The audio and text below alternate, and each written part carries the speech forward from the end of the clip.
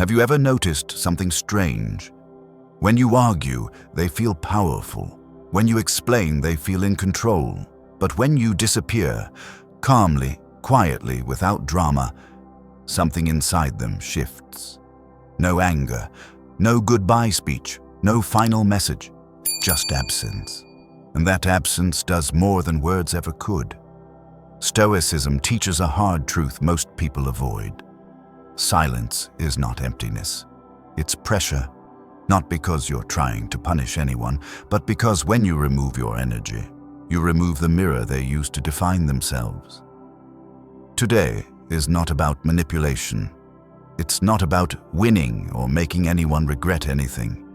Today is about understanding what naturally happens in the human mind when you stop reacting, stop explaining, and simply step away with dignity. We'll explore 10 things people feel when you disappear, and why Stoic withdrawal unsettles them more than confrontation ever could. If you're done proving, chasing, or performing, stay with me. Comment below. Silence is my boundary. 1. Confusion. The mind loses its reference point. The first thing they feel when you disappear is not relief. It's confusion, not the dramatic kind, the quiet, unsettling kind. Because for a long time your reactions were predictable. You replied, you explained, you reacted. Whether they appreciated it or not, your presence gave them a reference point. And when that reference point vanishes, the mind starts searching. Stoicism understands this deeply. Human beings are disturbed not by absence, but by the loss of patterns. When you disappear without anger, without explanation, without trying to be understood, their mind can't place you anymore. They ask themselves questions they never asked before. Why didn't he react? Did I misjudge him? Why does this feel unfinished? Not because they suddenly care more, but because their mental script broke. You didn't argue, you didn't defend yourself, you didn't stay to play your role, and that absence creates psychological friction. Here's the Stoic insight. You didn't confuse them by doing something, you confused them by stopping. By withdrawing your energy, you remove the structure they unconsciously relied on. Marcus Aurelius reminded himself, do not act as if you were going to live 10,000 years. In other words, don't stay where your presence is no longer aligned with your values. Confusion is not something you cause intentionally. It's a natural response when someone loses access to what they assumed would always be there. And this is important. You don't disappear to make them confused. You disappear to be clear. Their confusion is simply the first sign that your silence has shifted the balance. 2. Loss of control. They no longer dictate the dynamic. After confusion comes something deeper. Loss of control. Not control over you, but control over the dynamic. When you were present, even when you were hurt, there was still a rhythm. They knew how you would respond. They knew what buttons worked. They knew silence from them would pull words from you. And then, nothing. No reaction. No adjustment. No emotional negotiation. That's when the balance shifts. Stoicism teaches a quiet law of human interaction. The one who reacts least holds the most power. When you disappear calmly, you take away their ability to steer the situation. They can't provoke reassurance. They can't trigger explanations. They can't confirm their importance through your response. This doesn't feel dramatic to them. It feels unsettling. Because control is not always about dominance. Often, it's about predictability, and your silence removes that. Epictetus warned, if you wish to be invincible, make sure that no one has the power to disturb you. The moment you stopped reacting, they lost access to your emotional levers. And here's the key Stoic insight. You didn't take control from them, you took control back. You reclaimed the only thing that was ever yours, your response. This is why silence feels heavy. Not because it's aggressive, but because it ends the unconscious exchange of power. They may not even be able to explain why it bothers them. They just feel it. And once control is gone, the mind searches for meaning. 3. Self-doubt. The questions turn inward. When control slips away, the next thing they feel is self-doubt. Not guilt, not regret. At least not yet. Doubt. Because your disappearance removes an external anchor. When you were there, your reactions confirmed their assumptions. They could tell themselves, "He's emotional. He'll always respond. I know where I stand." But now, there's no feedback. And without feedback, the mind turns inward. Stoicism understands this mechanism clearly. When external validation disappears, self-examination begins. They start asking questions quietly, often without realizing it. Did I misread him? Was I too sure of my position? Why didn't this affect him the way I expected? Not because they suddenly became self-aware, but because uncertainty demands explanation. Your silence creates a gap, and the mind hates gaps, so it fills them with doubt. Here's the Stoic truth most people miss. You didn't plant doubt. You simply stopped removing it for them, by explaining, by reacting, by staying engaged. Marcus Aurelius wrote, "Everything we hear is an opinion, not a fact. Everything we see is a perspective, not the truth." When you disappear, their perspective loses confirmation, and that's uncomfortable. Important clarification: this doubt is not your goal. It's a byproduct. Stoicism never teaches withdrawal to control others. It teaches withdrawal to stop being controlled. Their self-doubt is simply the mind recalibrating to a new reality. You are no longer available to reinforce their narrative. And once doubt appears, curiosity is never far behind. 4. Curiosity. The need to understand what they lost. After doubt settles in, curiosity quietly takes over. Not curiosity driven by care, but curiosity driven by uncertainty. Because the human mind needs orientation. When you disappeared, you removed context, no explanation, no emotional residue, no clear ending. And that creates a question mark.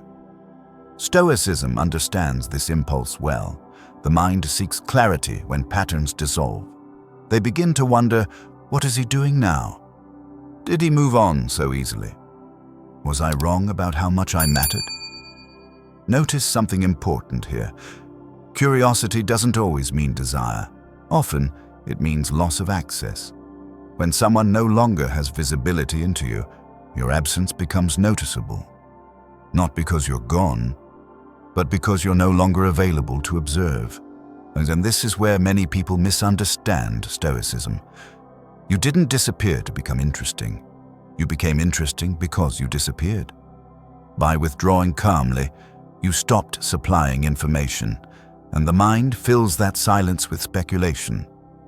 Marcus Aurelius reminded himself, "Do not concern yourself with what others think. Be concerned with whether your actions are just." Curiosity arises when others realize they no longer know where they stand with you, but here's the critical Stoic boundary. You do not respond to curiosity. You do not feed it, because the moment you do, you step back into the dynamic you left. Curiosity is not a signal to return. It's a signal that distance is doing its work. And Stoicism is clear on this. Distance reveals more truth than dialogue ever could. Once curiosity appears, and another feeling follows close behind. 5. Regret. Sometimes. Not because of love, but because of loss. At this stage, something subtle may appear. Regret, but not the kind most people imagine. Not deep remorse, not sudden love, not emotional awakening. Stoicism is clear about this distinction. Most regret is not about who was lost. It's about what was lost. Your availability, your attention, your emotional presence. When you were there, your value was easy to overlook. When you disappeared, that value became measurable by its absence. Seneca observed this human tendency sharply. Nothing is so certain as that which we despise when present and admire when gone. Regret doesn't come from reflection first. It comes from contrast. They begin to notice the silence, the lack of reaction, the space where you used to be. And that contrast creates discomfort. But here is the Stoic truth you must understand. Regret does not equal readiness. Someone can regret losing access to you without being capable of treating you better. That's why Stoicism teaches restraint. You don't return because someone feels regret.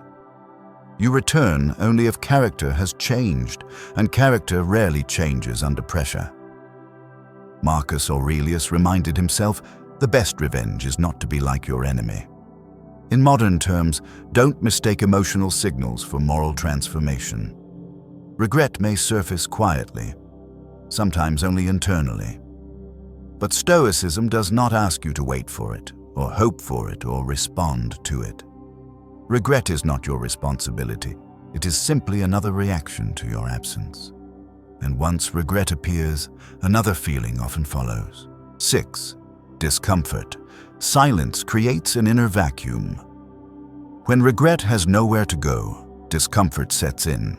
Not dramatic pain, not emotional collapse, just a persistent, low-level unease. Because silence creates a vacuum, and the human mind struggles with emptiness. When you were present, even conflict had structure. There were reactions, explanations, emotional exchanges, but when you disappear calmly, that structure dissolves. Stoicism understands this clearly. The mind is disturbed more by uncertainty than by confrontation. Discomfort arises because there is nothing to push against, no argument to win, no apology to reject, no reaction to provoke, just space, and space forces awareness. They may feel restless, slightly unsettled, unable to explain why your absence feels heavier than your presence ever did. Now here is the Stoic insight. You didn't create discomfort. You removed distraction. Your silence stopped cushioning the truth. Seneca wrote, "We are more often frightened than hurt, and we suffer more in imagination than in reality." Without your reactions to focus on, their attention turns inward, and what they find there is not always comfortable. This is why Stoicism never frames silence as punishment. It is simply clarity without noise, and clarity can feel harsh to those who relied on emotional chaos. Important boundary reminder: you do not step in to relieve their discomfort. You do not explain to make things easier, because the moment you do, you take responsibility for feelings that are not yours. Discomfort is not damage. It is adjustment. And when adjustment continues, the mind looks for a way to explain the situation. 7. Projection. They assign motives to ease their unease. When discomfort lingers, the mind looks for relief, and it often finds it through projection. Projection is not truth. It's a coping mechanism. When people can't tolerate uncertainty, they invent explanations. So they begin to assign motives to your silence. He disappeared to manipulate. He's trying to punish me. He's playing games. He wants attention. Not because these explanations are accurate, but because they are comfortable. Stoicism understands this deeply. People project to avoid self-examination. If they can define your silence as strategy, they don't have to ask why your presence was lost in the first place. Marcus Aurelius warned, "Be strict with yourself and tolerant with others." Projection is the opposite of tolerance. It's self-protection disguised as certainty. Here's the key. Stoic insight. You do not correct projection. You do not defend your silence. Because the moment you explain, you step back into the very dynamic you exited. Projection feeds on engagement. If you respond, you validate the story. If you stay silent, the story eventually collapses under its own weight. Important reminder: Projection says more about their inner state than about your intent. Your disappearance created ambiguity. Projection is how the mind tries to close it. Stoicism teaches restraint here for a reason. You are not responsible for how others explain your boundaries. You are only responsible for keeping them. And when projection runs its course, another reaction often emerges. Quieter, less emotional, but more telling. 8. Respect, quietly. Not admiration, but recognition. After projection fades, something quieter can emerge. Respect, not admiration, not praise, not sudden appreciation, just recognition. Because most people are used to resistance, to arguments, to explanations, to emotional reactions. They are not used to someone who simply steps away without noise. Stoicism understands this dynamic well. What does not beg, does not explain, and does not chase, recalibrates perception. Your disappearance signals something subtle. You value your inner order more than external approval. That alone shifts how you are seen. This respect is rarely spoken, often not even conscious. It shows up quietly. Less testing, fewer attempts to provoke. A pause before crossing boundaries again, not because they suddenly became virtuous, but because they sense limits. Marcus Aurelius reminded himself, the best way to avenge yourself is not to become like the wrongdoer. In modern terms, self-control communicates strength without announcement. Here's the Stoic clarity you must keep. Respect is not a reason to re-engage. Many men confuse respect with invitation. It is not. Respect is simply acknowledgement that you are no longer easy to access. And that is enough. Stoicism never teaches you to disappear to gain status. It teaches you to disappear when staying would cost you your dignity. If respect follows, it follows. If it doesn't, nothing is lost. Because the real respect was never external. It was the one you reclaimed by choosing silence over reaction. And once respect settles, the emotional temperature changes again. 9. Emotional withdrawal. They pull back internally. At this stage, something shifts, not outwardly, internally. Emotional withdrawal. When it becomes clear that you're not returning, not reacting, not explaining, not re-entering the dynamic, the mind adapts. They stop reaching, even internally. They stop replaying scenarios as often. They begin to emotionally disengage, not because they feel nothing, but because reality has been accepted. Stoicism teaches this plainly. What cannot be controlled is eventually released. When curiosity goes unanswered, when projection finds no resistance, when respect settles into distance, emotional energy begins to retract. This withdrawal is not dramatic, it's quiet. Less thinking about you, less emotional charge, less urgency. And that's healthy for them and for you. And here is the Stoic insight many people misunderstand. Withdrawal is not failure. It is adjustment. Your silence taught the boundary without a single explanation. Marcus Aurelius wrote, "Accept the things to which fate binds you, and love the people with whom fate brings you together, but do so with all your heart." And when fate separates paths, the Stoic response is not resistance, it is alignment. Emotional withdrawal means the bond has lost its emotional fuel. No more tension, no more pull, no more unfinished loops. And once the emotional thread dissolves, the final reaction appears. 10. Acceptance. The chapter quietly closes. The final thing they feel is not emotion, it's acceptance, not the kind announced with words, not the kind performed for closure. Just a quiet understanding, you're not coming back. No explanation is coming, no reaction is pending, no door is left ajar, and with that realization, the story ends.